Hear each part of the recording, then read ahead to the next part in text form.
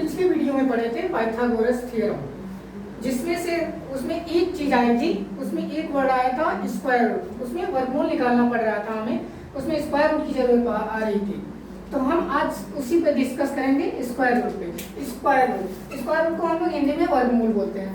इसको समझने के लिए सबसे पहले हम लोगों को समझना होगा कि स्क्वायर क्या होता है। स्क्वायर हम लोगों ने पिछली कक्षाओं में पढ़ा है, स्क्वायर जिसको हम पावर बोलते हैं, खाता। जैसे नंबर अगर हम लेते हैं 4 स्क्वायर, इसका मतलब ये हुआ 4 का 4, जैसे 4 हुआ, 4 का स्क्वायर मतलब 4 इंटू 4, 3 का 3 इंटू 3, इस तरह 6 का स्क्वायर 6 इंटू 6, 8 का 8 इंटू 8, 9 का, इसी तरह ढेर सारे नंबर। जैसे अगर हम लिखने अगर 2-3 एग्जाम्पल ले लेते हैं, जैसे 4 का स्क्वायर हो गया तो 4 इंटू 4, अगर 5 ले रहे हैं तो 5 इंटू 5, अगर 8 ले रहे हैं इसी तरह 8 का स्क्वायर तो 8 इंटू 8, 9 ले लिए 9 इंटू 9, इस तरह से ये नंबर मिल गया हमें। अगर इसका हम देख लेंगे क्या हो रहा है, अगर इन सबों का वैल्यू क्या हो रहा है तो 4 इंटू 4 का इसका 16,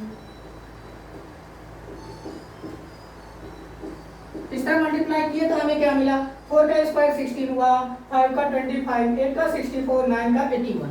इसी तरह ढेर सारे नंबर का स्क्वायर हम ले सकते हैं। फिर अब हमें अगर ये चीज समझ में आ गई तो स्क्वायर रूट समझना एकदम इजी है। स्क्वायर रूट क्या है? स्क्वायर रूट की जो साइन है वो ऐसे होती है। अगर हमें किसी नंबर का, अब हमें स्क्वायर किसी नंबर का स्क्वायर रूट, अब सबसे पहले एक बात आती है पूर्ण वर्ग संख्या। अब हमें वर्गमूल में दो चीजें आए, इसमें भी वर्गमूल निकालने की दो मेथड है वर्गमूल के निकालने के लिए। एक है गुणनखंड विधि, दूसरी है भाग विधि, जिसको इंग्लिश में बोलते हैं factorization method and division method. अब इसमें जो पूर्ण वर्ग संख्या होती है, अब ये क्या है पूर्ण वर्ग संख्या क्या? जैसे ये जो नंबर दिख रहे हैं हमें 16, 25, 64, 81, ये सब जो है ये पूर्ण वर्ग संख्या है। अब जो पूर्ण वर्ग संख्या होता है उसका जो है हम फैक्टराइजेशन मेथड से इजीली हम लोग स्क्वायर रूट निकाल सकते हैं, वर्गमूल निकाल सकते हैं। लेकिन जो पूर्ण वर्ग संख्याएं नहीं है, अगर उसका हमें स्क्वायर रूट निकालना है तो हमें डिवीजन मेथड की जरूरत पड़ती है, भाग विधि की जरूरत पड़ती है। लेकिन आज हम लोग सीखेंगे गुणनखंड विधि, फैक्टराइजेशन मेथड। फैक्टराइजेशन मेथड सीखेंगे, फैक्टराइजेशन मेथड से हम वर्गमूल कैसे निकालते हैं। अब हमें एक एग्जांपल ले लेते हैं, जैसे हम यहाँ से 64 का अगर ले लें तो 64 का अगर स्क्वायर रूट निकालना है तो इसको ऐसे होता है, या इसका मतलब ये भी होता है कि अगर 64 का पावर 1/2 है तो इसका मतलब सेम हुआ, ये स्क्वायर रूट ही है। इसको अगर 64 अंडर रूट लिखें या 64 का पावर 1/2 लिखें, ये दोनों सेम चीजें हैं। अब हमें इस 64 का हम स्क्वायर रूट निकालेंगे फैक्टराइजेशन मेथड से। देखिए कैसे निकालते हैं। सबसे पहले 64 का हम प्राइम फैक्टराइजेशन कर देंगे, अभाज्य गुणनखंड कर देंगे।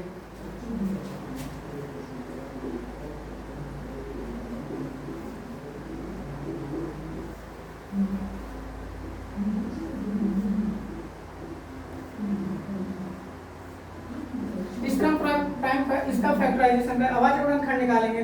2 से करेंगे तो डिवाइड करेंगे 32 आएगा, फिर 2 से करेंगे 16, फिर 2 से डिवाइड 18, फिर 2 से 4, 2 से 2, फिर इस तरह हमारा जो है 64 की जो अभाज्य गुणनखंड हुआ वो हो गया। अब इसको काउंट कर लेंगे 1 2 3 4 5 6 टाइम 1 2 3 4 5 6।